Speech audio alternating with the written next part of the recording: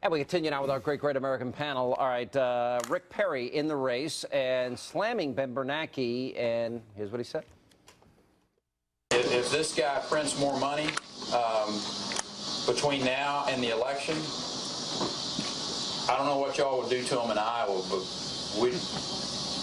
we would treat him pretty ugly down in Texas. I mean, printing more money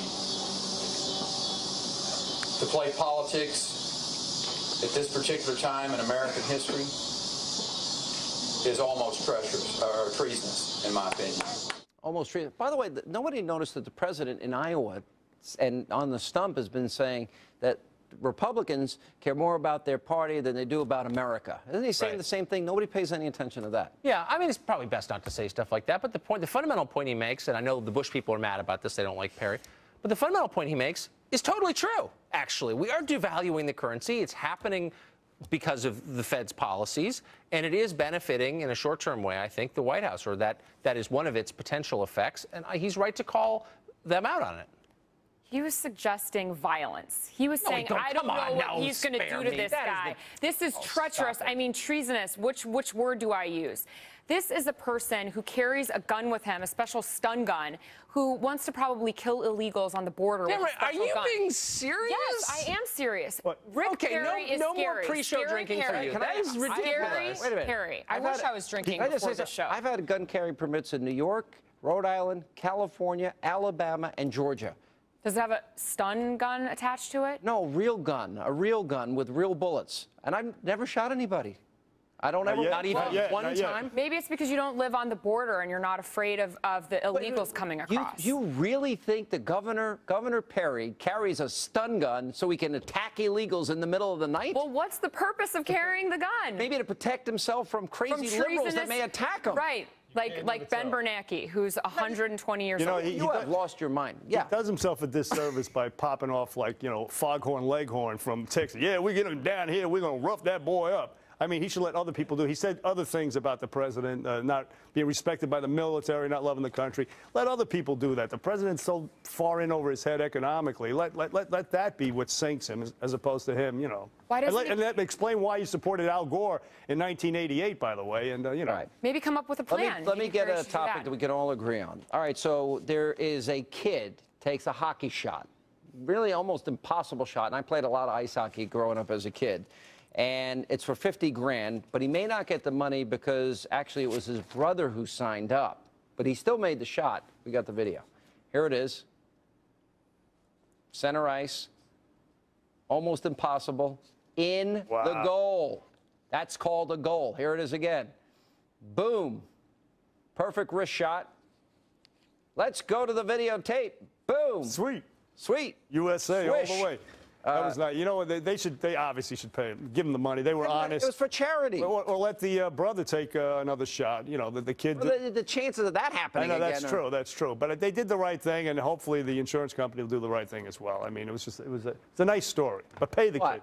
Pay the kid. I agree. No, you just said you thought he was committing fraud and he should go to jail. Why did you say that? Shh, that's off the record. You just said that off. What did he really stand? No, I really think that the kid should win. It was one of those little raffle tickets that the parents bought. They bought 3. The dad said, here, you shoot, instead of the other kid. Yeah, it was Bush's fault, I think. I just want to defend him against Tamara. I don't think he's a criminal. I don't think he deserves time.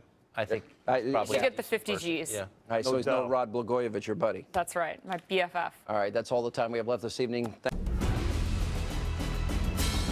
And tonight on our great American panel, he is an editor at thedailycaller.com. Fox News contributor Tucker Carlson is here.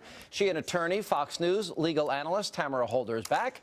And he, Don Imus's longtime radio producer, Bernard McGuirk, is back with us. By the way, I want to say, because I'm friends with Don and Deirdre and you, and I'm heartbroken over the loss of Fred Imus, his brother. Thank you. Very kind of you, Sean. Great guy, 101st Airborne veteran, and just a unique American character. And we're all still heartbroken. And everyone thinks Don is hard and all this, and he used to end every call with "Love you, love you." I love you. That's right. Unabashedly. So, yep. All right. Let me play. Democrats and the president struggle to find a message on the economy. What do I mean?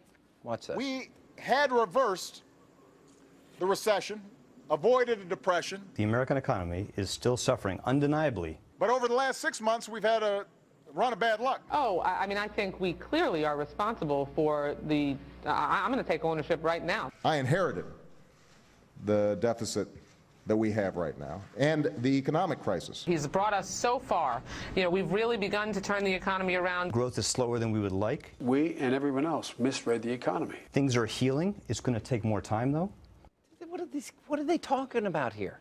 You know the message is it's hope and change. They hope and pray that something changes for the better. It has to be. And this inexplicable bus tour, the only explanation for it, he's getting ready for when the voters tell him to hit the road in 2012, because for the life of me, I can't figure it out. You know, and I'm not one of these guys that hates President Obama or you know, any of that stuff. I'm not one of those guys either. No, not at all.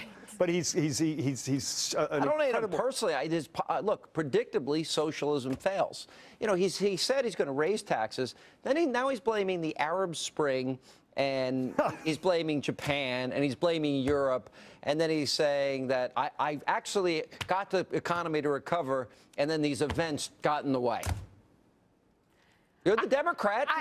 You voted for him. I'm speechless, because all you guys want to do is just beat him up over and over and over again, to the point it's 15 months before the election, and what are you doing? You're already working on the campaign. You don't want what do you think anything. He's doing on a bus tour that we're paying for? It's not a bus tour. You don't want him to have any successes whatsoever. I'm not flacking for any Republican candidate. I'm not sure I'm impressed by any Republican candidate. It's not about them. It's about the state of the economy, which is in free fall. It's a disaster, despite, in fact, I would say because of the economic policies of this administration. They have no clue what they're doing. His latest answer today was, well, wait for my jobs plan, which I'll unveil in September. Spare me. If they took their foot off the throat of the economy, we might see recovery. But instead, they're banning light bulbs and micromanaging American business. And that's one of the reasons, Tamara, this persists. The Republicans got control of Congress, 9 months ago? What have the Republicans done?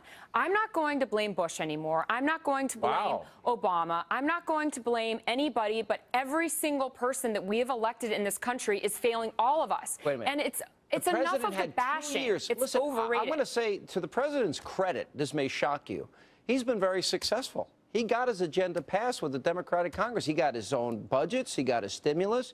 He got all his bailouts that he wanted. He got his Obamacare. He got what he wanted. And which, by the way, he delegated too, even the Obamacare, because he's not really a good leader. I mean, he's just he barely could lead a pack of Girl Scouts into an ice cream shop, and then if he got there, he couldn't run the business because he's not qualified. But you remember the Greek columns that he used during the campaign? You know, to imply that he was the second coming of Pericles, well, it was a more ominous omen in that we're devolving into the disaster that is the Greek economy. So. I don't think. Oh, come on. Really? It's like true, actually. Are just like, the things that you come up with are just so shocking. Funny? They're shocking. From the Girl Scouts to Greece, I'm so confused. Oh, it's the disaster. Why don't you come up with I have an idea. Why don't you take a trip to Europe and see what the dollar buys? See what, after almost 3 years of Obama, the degree to which the U.S. dollar has been devalued. I was just there last week. Yeah, I was too, and it cost $10 for a Perrier in Paris. If you're paying in dollars. That's exactly right. Yeah, that's exactly right. And it was like that 4 years ago. For 8 ounces of Perrier. That's what your U.S. dollar is worth after 3 years of Obama. That's a bad sign. It's disgusting. It is disgusting. And you know what? You know, you say, you were picking on Obama. He promised that this would change if his policies were implemented. And here's the problem. If you're part of the, 16 million Americans unemployed, the 18 million Americans underemployed, you know what? And your house is underwater, like many people's houses are. And that's his fault, right? The whole mortgage crisis is his fault? His policies, his economic plan, his fault, No. The mortgage crisis had nothing to do with him. It's the Arab Spring fault. No. It's Japan.